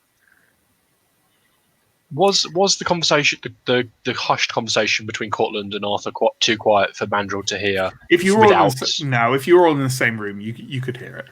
And my understanding as well is that Arthur told us that he thought that Jack and Wynne had some of a history, even though we hadn't, even though we don't know about Alex's vision. Correct. So, in which case, I probably would say try and connect those two dots by saying, "Do you think it's coming from Wynne that they don't want to involve Jack too much in this?" It would not. It is also possible that they merely took the suggestion. If Wynne was unsubtle about his distaste. Which reminds me, if neither of you mind, and we will of course have to check with Oscar, but I was hoping that the first message we could send via the courier would be to Wynne to see if there is anything he would like us to find out about Jack, or anything he would like us to do, as I feel that getting on Wynne's good graces would be most advantageous for all of us. And I look around for assent. Absolutely. While we do that, a couple of things. First, Oscar, when you got away with Arshad, he basically immediately requested a nice quiet place where he could have a sleep because he was feeling a bit woozy and not quite himself. So you've left him there, kind of dozing peacefully on one of the cots, and it's up to you. Do you think you'd return now that Cortland's left? I'd probably just sort of, initially mutter to myself, just like, "What did they do to you? What did I do to you?" But not loud enough that he'd hear. Mm-hmm. But I don't know. And then I'll just kind of walk back. Sure. And I think it's fair enough that you walk back in at this point, directly after what you just said, Alex. Here's a question: Sense the unseen. Is it voluntary, or should I be asking for rolls? You should always be doing it. Well, either asking for rolls or just doing it yourself without the player seeing. Yeah, I'm trying to avoid rolling dice. So that's fine. But you know what? Does anyone have Sense the Unseen other than Oscar? No. No. Oh, well, that's fine then. A voice very close to your ear, Alex, says, "I told you there's a history there. Don't poke it." Everyone else, Jack is sat hunched over on a table behind Alex's back. Okay. I see you're not a fan of knocking. So just to say, hunched on a table behind my back. Mm-hmm. So I thought there was only one table in here. Sorry, but for some No. But the other tables are kind of pulled to the sides of the room. Of course. So he's kind of He loves doing that, doesn't he? Does anyone? I think it's fair to say that you could react kind of. This might be a shock. Yeah. So I've just walked in the door. Yeah. Oh, I would say you fucking walked hell. in the door and you don't see him like melt. Like as you walk in, he just sat there. Yeah. How long's he been sitting there? Alex, do you think you'd react potentially quite strongly to this? I was about to say, if it's with heightened sensitivity, literally whispering in my ears, it could be quite loud. I will simply go, "Hello, Jack. It is most pleasing to see you again. And here." Jack I'm kind of vaguely clutching in my ear. Jack's clad in his usual kind of black jeans, black t-shirt, black leather jacket, floppy hair over his grotesque sort of wrinkled features, and he kind of peers over at all of you and glances over at Arthur and says, "Your size, a right little prick, isn't he?" I'm not entirely sure what to say to that. He is. How Yeah. you mandrel. Please, these are our colleagues. We cannot survive such open hatred, which is why, of course, we wish to speak with Wynne, but we could not afford to get on his bad side, nor yours, and it is important that we find out if there is some form of animosity which could cause us harm. And also, don't get me wrong. We need pricks. We need people who like that who keep us alive. We need a few complete bastards in our team. I'm not sure that's as much of a compliment as you think it is, Mandrel. It's typical. If it's any particular concern, myself and Wynn's animosity will not. It won't be an issue for me. Does he seem to be telling the truth? Give me a resolve plus insight roll. So that's probably against Jack's composure and subterfuge. So I think we can safely say that's, you know what? I'll be generous and say it's 4. 4. Hey, as far as you're... No, sorry, 3, and I'm going to spend a willpower to reroll. Okay. 5. Yeah, you're pretty sure he's on the level.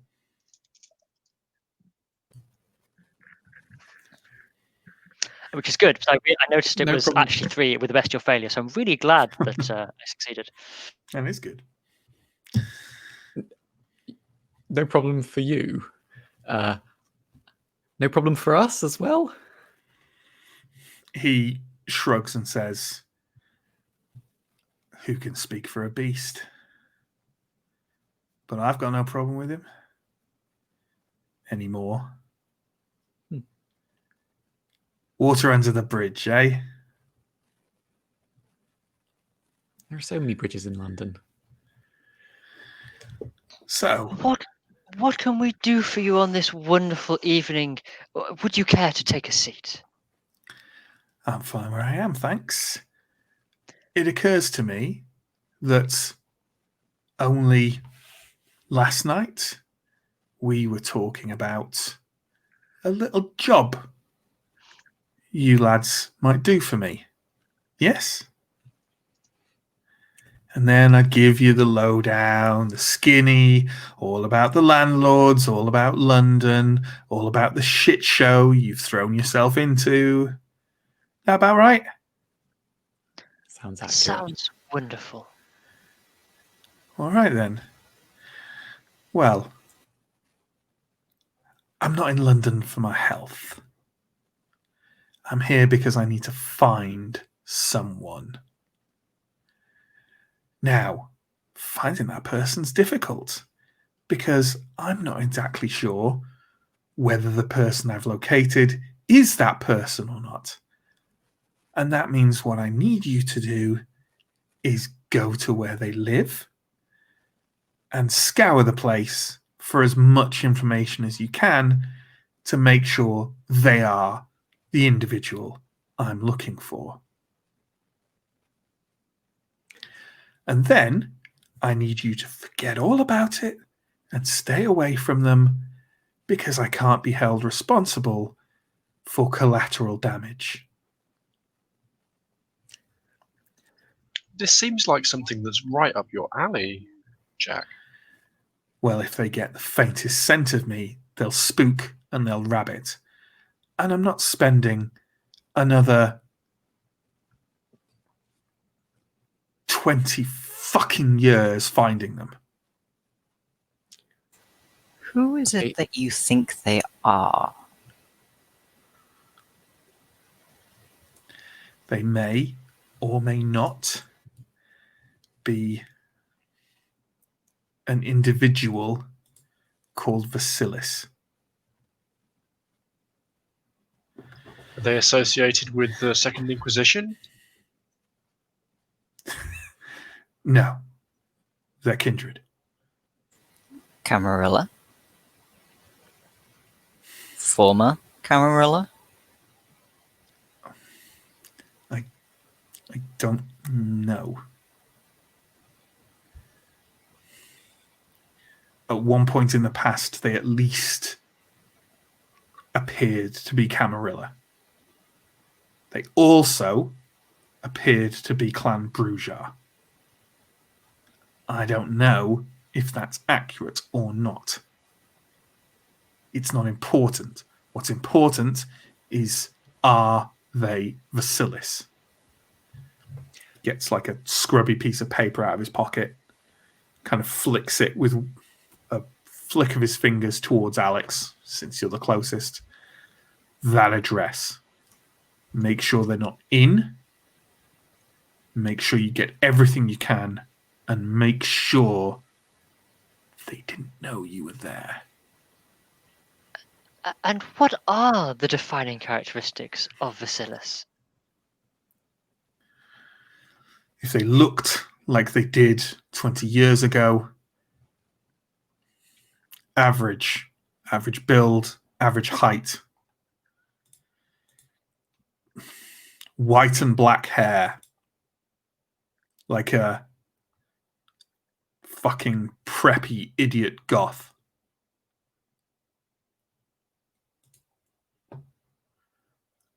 And what would we be able to find that would amount to proof for you that this was Vasilis? I don't know. Documentation, passports, whatever you can Diaries. find. Yeah, a diary would be real handy. A confession.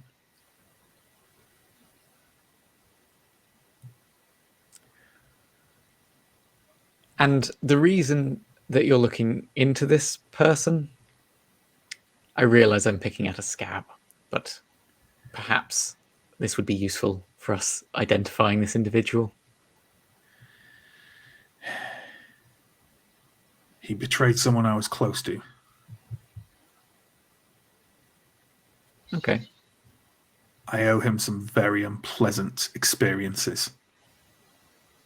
That's all you need to know. All right, then. When it's done, come to Lambeth. Tell me what you know. Got it?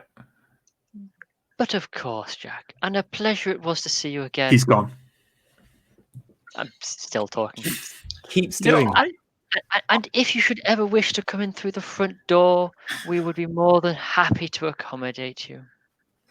I get the feeling that this is the second job we've done for Jack, because he asked us to go and check out those, Blood Bowl coterie down in the cold. Was it Cold Hot Black? Was it Cold Hot Black? What do you mean? Sorry, I'm just amused by the notion of a Yeah, blood I know, bowl I know. country. But He did gives he that ever? address as a favour to us. Sure. I think this is this. It's got us wrapped around his little finger. Well, he doesn't seem to be very good at honouring his. I think he did. I think that you doing the job with the Sabbat pack that turned out to be the Sabbat pack for him was basically, he said, "I will forgive you for hunting on my domain if you do this." And now this is for information he might give you at a later date. Well, then, the blood packs that we gave him, that was the payment for hunting. That was so he didn't. That's so he didn't kill you right there and then. I think is the idea. Look, I'm up for negotiating this with Jack. Sure. I think Jack. Go for it. Good luck pinning him down for that. I am Jack's sweet mercy. Yeah.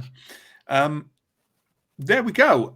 It's not a cliffhanger, but a cliffhanger over the Christmas period would be horribly cruel, would it not? That's my excuse, not that I couldn't think of one. So yeah, there we go. That is Vampire for the next couple of weeks. If you missed the beginning of the stream, we are taking a break over the festive period, and we will be with you again on Tuesday, the 5th of January. Fear not, though, because we won't be entirely silent. In the slot next week, in our Vampire slot, there'll be a little bit of a kind of podcast-style roundtable where a bunch of us, probably from here and the Simba Room stream, and maybe from other places as well, get together and just chat about role-playing things. We're yet to completely determine a topic of conversation that we're going to be covering, but follow our social media and you'll learn all about it. That's all linked below, along with things like our Patreon, our YouTube, where all our VODs go. But that's it. We normally sit around here for a little while, having a bit of a chat. If you've got any comments or questions you want to sling our way, throw them into the chat, and Steve will lift them out and thrust them in front of us in an obscene fashion. There we go. A quick explanation of messy criticals at some point would be cool. Maybe the end. Your wish is our command, shall we say. Messy criticals, essentially, a critical in Vampire is when you roll multiple 10s, because multiple 10s double the number of successes that they represent. So in other words, if you roll 2 10s, that represents 4 successes. 1 10, just 1 success. And a messy critical is when at least one of those 10s that forms the critical is on a hunger die. So it's very similar in principle to a bestial failure, only you succeed. So essentially you succeed, and you succeed beyond your wildest expectations, but you also betray the beast inside you to some degree.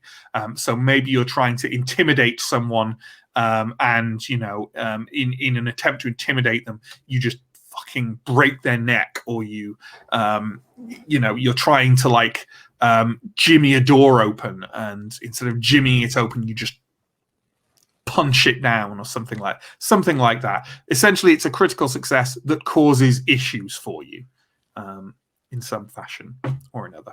I think that's pretty much covered it, right, guys? Yep.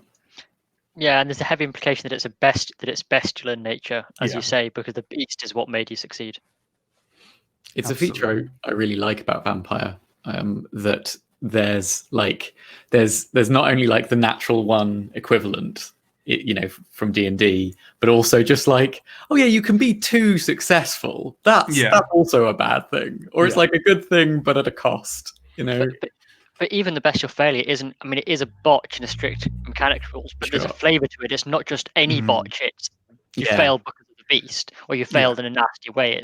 So there's a nice narrative reason beyond just the D&D trope of, oh, you waved your sword and dropped it and stabbed yourself in the foot. Like there's a proper, like there's a narrative backing to it. It's really good. I really like it as a system. And I think, in general, the thing that V5 improves over previous editions of Vampire is it makes you feel like vampires with that kind of bestial nature and the hunger and all those things. All the little tweaks they've done have really improved that area of the game, I think. Yeah. And as we discussed way back in the first session, it's easier to follow that than, as much as I love it, than Star Wars, than the Fantasy Flight Star Wars success and advantage and failure and disadvantage system, which I really love. But it's much easier to pass this in one go. Oh, we got a messy critical, messy failure. Then okay, well, I've spent 3 minutes working out. I have 7 advantages and a fail. What do I do?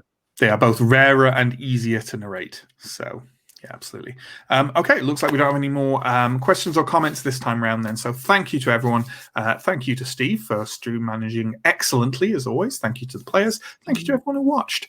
If you want to see more from Telling Tales, we have an ongoing series of Symbaroum, the dark fantasy system from Free League that streams every Wednesday at 8 o'clock GMT. So that's on tomorrow.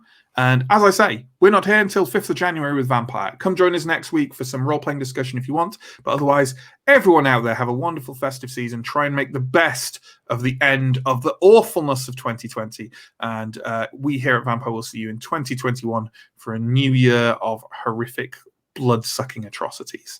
Thank you. Goodbye. Goodbye.